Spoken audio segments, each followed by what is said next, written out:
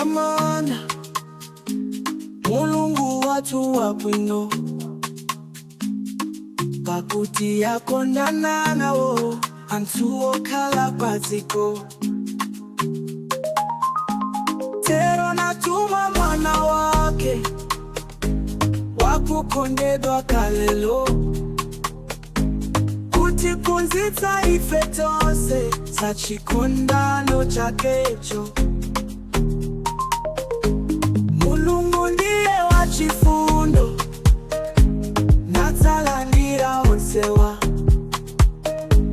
akulula mpulupulu ndikukondana ndi Yesu. Tilondelonde njira yake yopapatiza yaying'ono atsatilondolera ndiye kutifikitsa mwambamo. Akuoloka mtsinje wa imfa dzanjangu yathu wagwira tikadakwira ntchito zake atipatsa tu korona.